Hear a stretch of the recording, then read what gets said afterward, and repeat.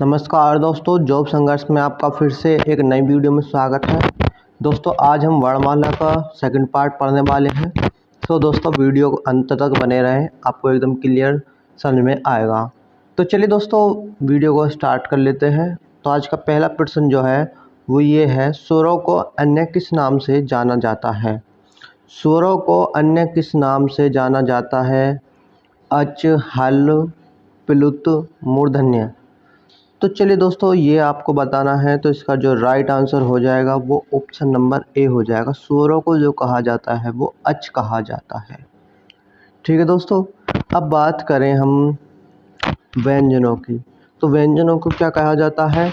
व्यंजनों को क्या कहा जाता है? हल कहा जाता है। व्यंजनों को क्या कहा जाता है? ये व्यंजनों को कहा जाता है। ठीक है दोस्तों, व्यंजनों को क्या कहा जाता है? हल कहा जाता है। ये आपको ध्यान रखना है। चलिए अगले प्रश्न की ओर चल रहे हैं। दोस्तों वीडियो को एक बार लाइक करके, चैनल को सब्सक्राइब करके वीडियो को एक बार शेयर जरूर कर देना। तो दोस्तों अगले प्रश्न की ओर चल रहे हैं। अगला प्रश्न है, स्थान के आधार पर बताइए कि मूर्धन्य व्यंजन कौन सा है? अब बात करें मूर्धन्य की। तो मूर्धन्य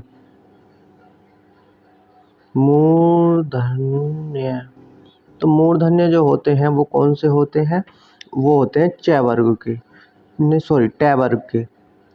तो ट वर्ग में हमारे कौन से होते हैं? ट, ठ, ड, ढ। ठीक है दोस्तों, और अण ये आते हैं। और क्या आते हैं? एक आता है इसमें ऋषि री, एक इसमें री आ गया, एक इसमें र आता है और एक इसमें सशट कोण वाला से आता है। तो दोस्तों ये आते हैं मूर्धा में। तो चलिए दोस्तों अब इसमें आपने ये समझ लिया कि इसमें कौन कौन से आते हैं। तो इसमें ये सब आते हैं। अब आप देख सकते हैं। तो इसका जो राइट आंसर हो जाएगा वो कौन सा हो जाएगा दोस्तों? इसका राइट आंसर जल्दी से अब आप बता सकते हैं, जल्दी से बताइए।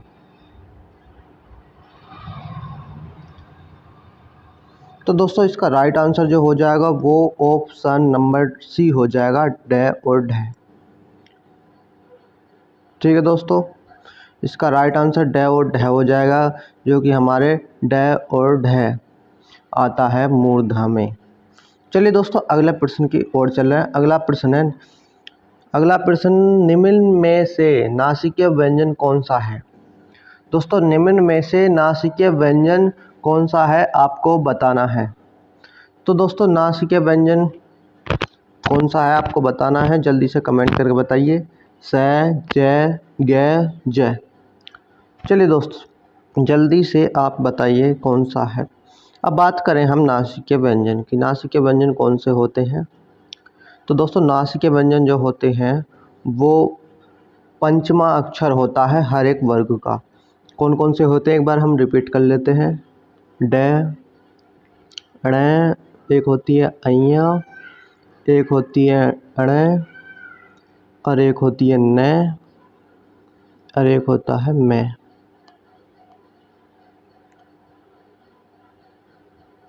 ठीक है दोस्तों, अब एक इसमें होता है अनुस्वार। अब इसमें राइट आंसर कौन सा हो जाएगा? तो इसमें जो दिया है वो दिया है अइया। दोस्तों ये है अइया, इसको आप ठीक कर लेना। ये है अइया, ये जो लिखा हुआ है ये है अइया, ऐसे करके। ठीक है दोस्तों, तो ये इसका राइट आंसर हो जाएगा। इसको करेक्ट कर लेना, ये ज नहीं है, ये अइया लिखा हुआ है। तो इसका right answer option number B अइया हो जाएगा। चलिए दोस्तों अगले प्रश्न की ओर चल रहे हैं। चलिए दोस्तों अगला प्रश्न की ओर चल रहे हैं। अगला प्रश्न है, निम्न में से अल्प प्राण वर्ण कौन से हैं? निम्न में से अल्प प्राण वर्ण कौन से हैं? चलिए दोस्तों समझते हैं थोड़ा सा अल्प प्राण कौन से होते हैं। तो अल्प प्राण जो होते हैं वर्ग का पहला, तीसरा और पांचवा अक्षर होता है। और महाप्राण कौन से होते हैं? महाप्राण कौन से होते हैं दोस्तों?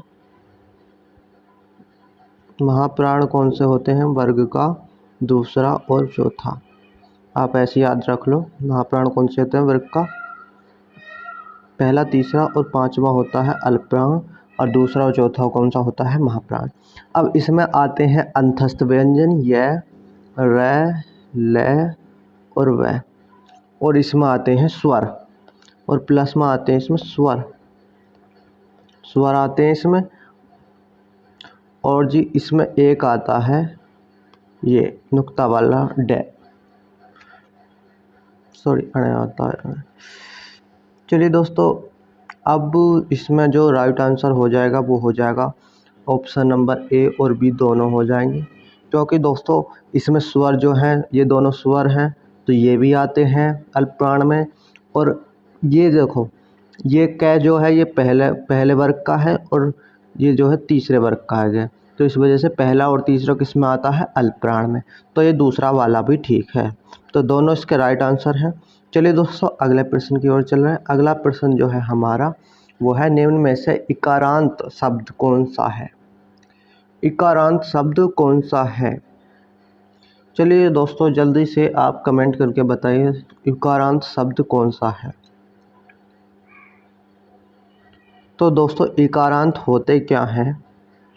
जिसमें लास्ट में छोटी ई आए वो होता है इकारांत। तो लास्ट में छोटी ई की मात्रा कौन से में आई है आपको जल्दी से बताना है।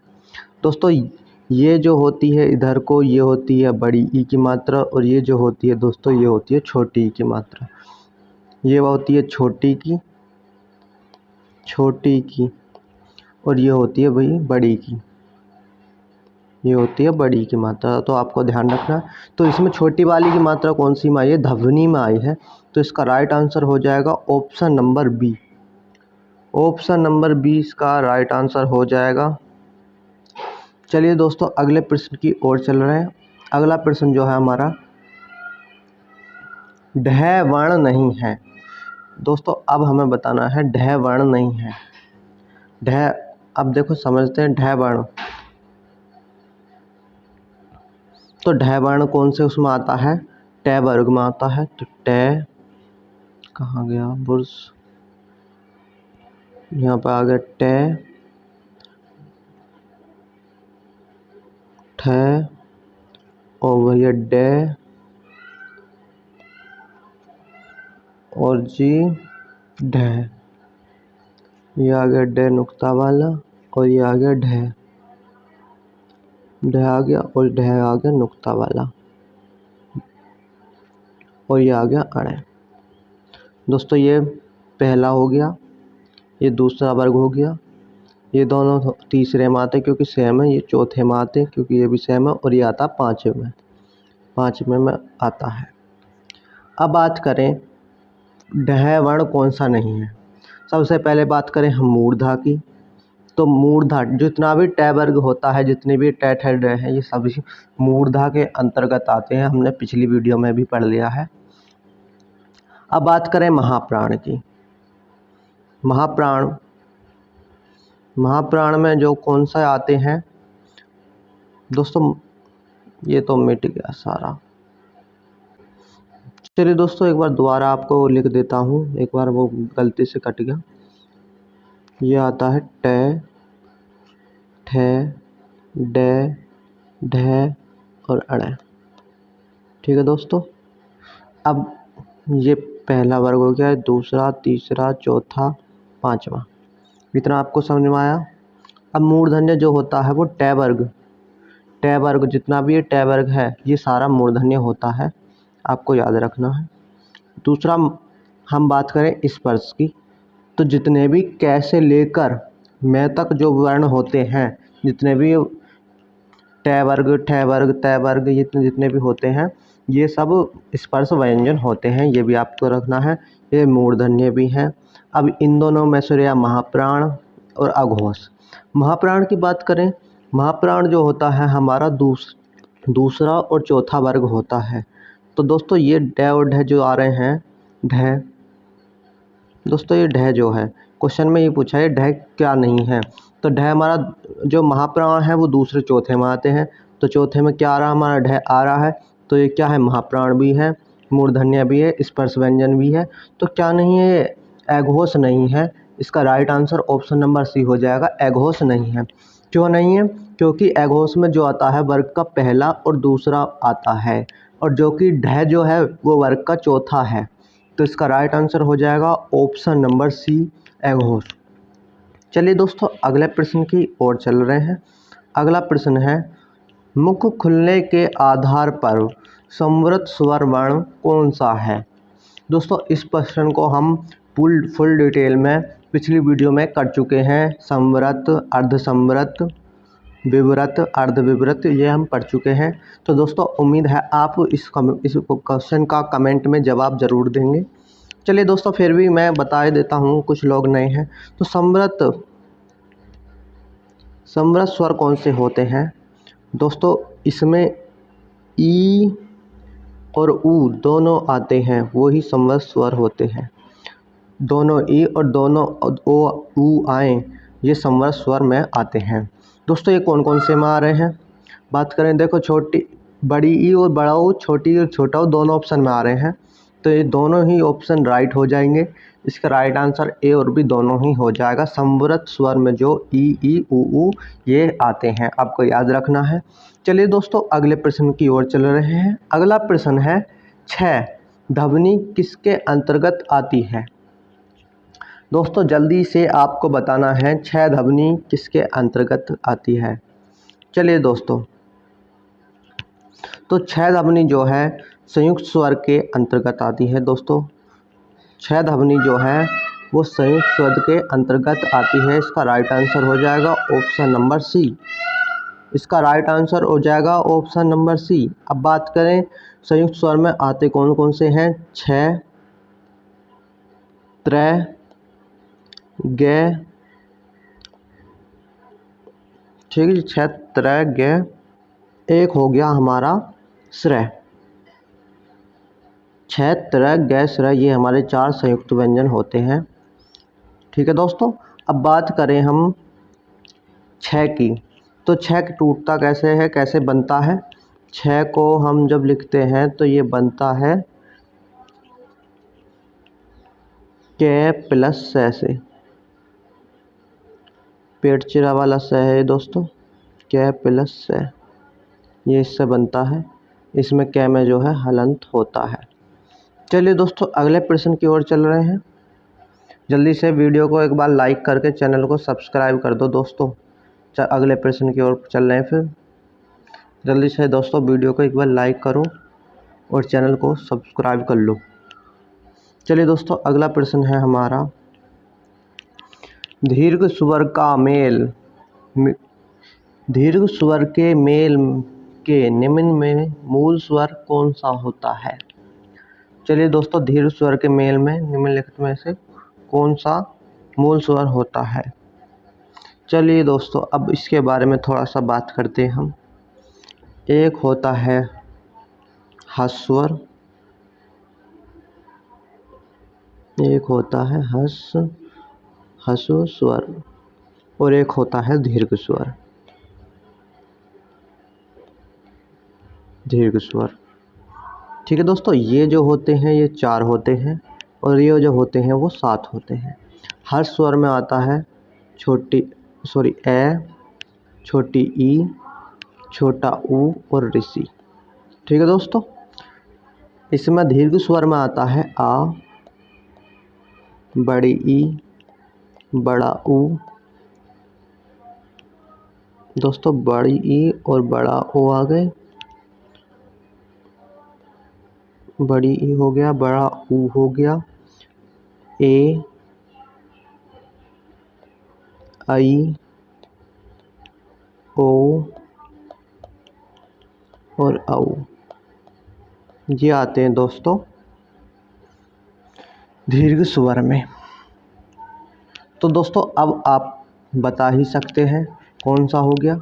तो दीर्घ स्वर में कौन कौन से आते हैं? ये सभी दीर्घ स्वर में आते हैं। कौन कौन से? ये वाले, जो कि ये ए और ए से मिलकर आ बना है, ई से मिलकर ई बनी है, ऊ से मिलकर ऊ बना है। तो ये दोस्तों ये सारे किस में आ रहे हैं? ये हमारे 7 में से जो 7 दीर्घ स्वर हैं उनमें से ही हैं। तो इसका राइट आंसर हो जाएगा ऑप्शन नंबर डी।